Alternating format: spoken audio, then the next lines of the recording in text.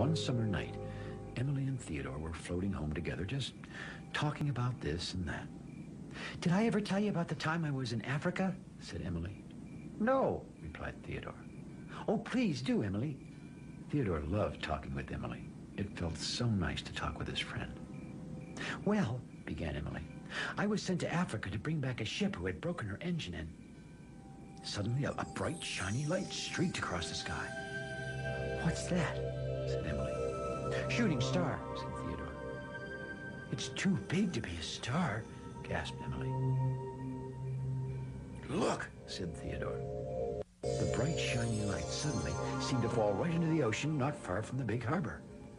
The tugs were silent for a long moment after that. "Emily," said Theodore, finally, in a very quiet voice, "that was the strangest thing."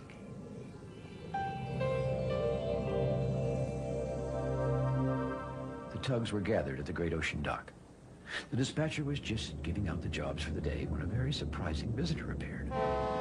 The dispatcher was the first to see her. "Tugboats," he announced. "We have a guest this morning." "Constance," whispered George in a small voice, most unlike his usual booming self. Now, all the tugs had seen Constance, the Coast Guard ship, before, but no one had ever actually talked to her. She always seemed very serious and very important. "Good morning, Constance," said the dispatcher. And then he turned to the tugs with a look that said, "Be on your best behavior." "Good morning, Constance," the tugs said politely. "Good morning," replied Constance briskly.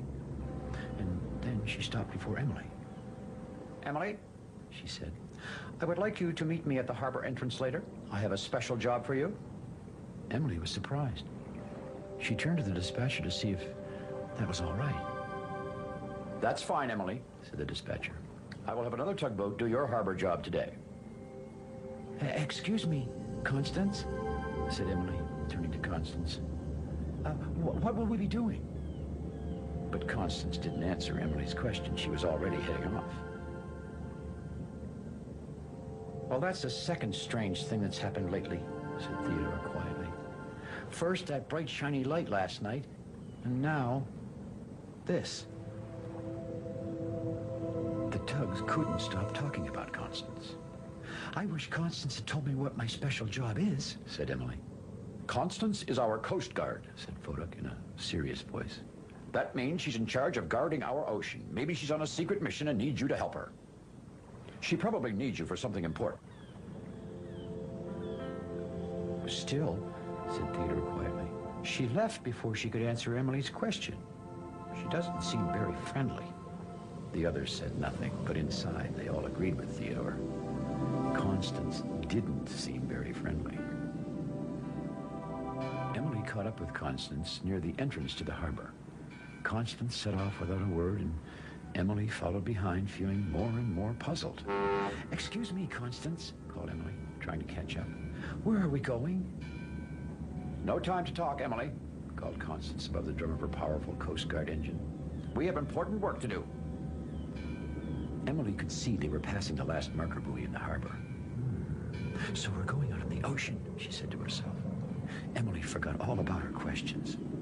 "This will be like an adventure," she thought. Constance led Emily quite a ways along the coast, getting further and further from the harbor. Finally, Constance turned away from the shore and headed out towards the open ocean. Not too long after that, Constance slowed her engine and announced, "It should be near here." Then she began searching the water. "What should be near here? Are you looking for something?" said Emily. "What is it? I mean, would you like me to help you find it?" Emily felt like she was going to burst from all the questions she'd been saving up inside her. "I'll tell you about it later," said Constance quickly. "But right now, I'm very busy. Just float quietly." Float quietly? It didn't seem fair to Emily. After all, she was only trying to help Constance. And suddenly, Emily saw something. It was floating in the water just ahead. "Constance! Constance!" she called. Constance headed over immediately. "That is just a piece of driftwood," said Constance. "It is not what I'm looking for." Well, maybe if you told me what to look for, Emily started to say. I already told you, interrupted Constance, to float quietly. Now I have a lot of work to do. Well, Emily was beginning to get very upset, and she could feel her engine getting hotter and hotter. I was only trying to help, she said quietly. But Constance was already searching again with that busy look of hers. Emily couldn't help agreeing with what Theodore had said. Constance really didn't seem very friendly. Not very friendly at all. Back in the harbor, Theodore and Hank were heading home from work. Theodore turned and gazed sadly toward the ocean. It's getting late, he said. We still haven't heard from Emily. She must be very busy with Constance, said Hank. Theodore was getting more and more concerned about Emily. But right now, it seemed there was nothing to be done but wait. Wait and worry about Emily. The sun was beginning to sail over the edge of the ocean, and Emily was still floating after Constance, who was still searching and searching. Hurry, said Constance. It'll be dark soon, and we must find it. Then Emily saw something floating in the water.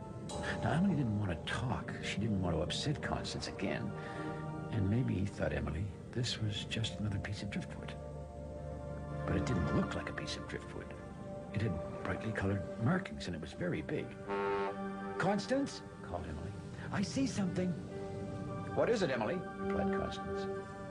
There's something floating in the water, replied Emily, staring towards the brightly marked thing. Constance headed over to the thing without a word. Then she called to Emily. You found it. Come and tie your tow line onto it. Emily floated over and saw that the brightly marked thing was really a rocket floating in the water. This rocket must have been the bright, shiny thing Theodore and I saw in the sky last night, Emily thought to herself. It tumbled down to earth, all in flames. Where did it come from, Constance? Asked Emily. Who does it belong to? And where are we taking it? In all her excitement, Emily forgot about how upset she felt at Constance. All I have time to tell you, replied Constance, is that this rocket is very important. It's part of a spaceship, and I need you to help me get it back to the harbor as soon as we can. Emily had put the rocket on her deck and was following along behind Constance as fast as she could go. She's not friendly. She's not friendly. She's not friendly, Emily repeated to herself. They still had a long way to go, and the sun was almost down.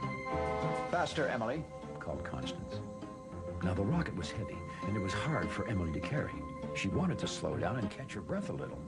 Emily, it was Constance, the rocket is slipping off your deck.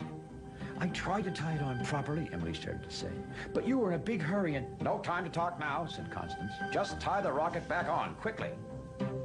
Well, Emily was tired of chasing after Constance, and she was tired of carrying the heavy rocket, but most of all, she was tired of not being able to talk. Her face felt hot, and she wanted to shout out loud. Slowly, she turned to face Constance. Why are you stopping? Demanded Constance. We are late. I am not doing another thing till you say please, replied Emily in a steady voice. Well, Constance didn't say anything.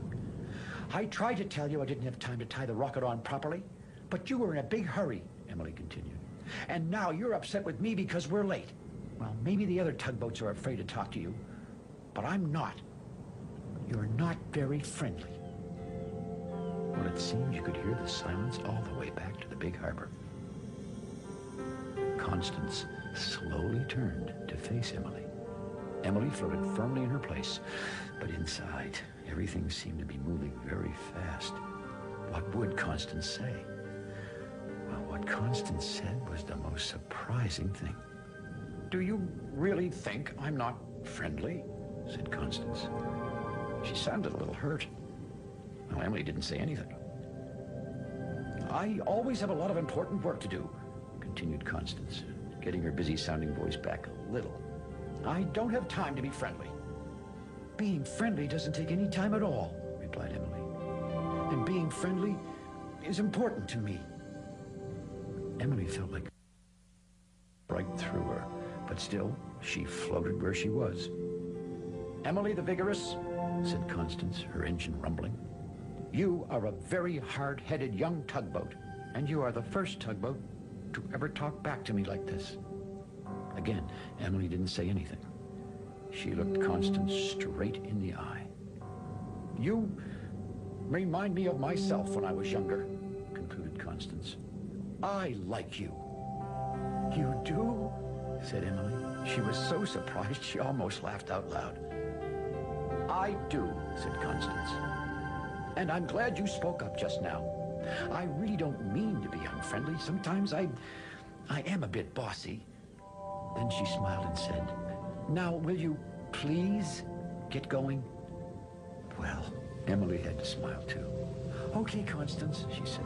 Just let me pull this rocket back up on my deck.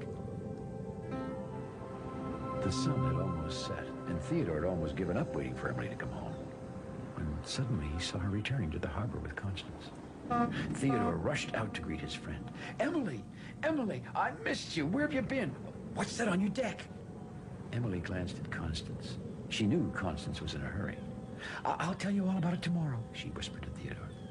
Suddenly, Theodore realized he was floating right in front of Constance, blocking her way. Oh, I'm sorry, Constance, said Theodore nervously. But Emily is my friend, and well, I missed her. Emily is my friend, too, replied Constance. And I think we might have a little time to talk about this rocket right now.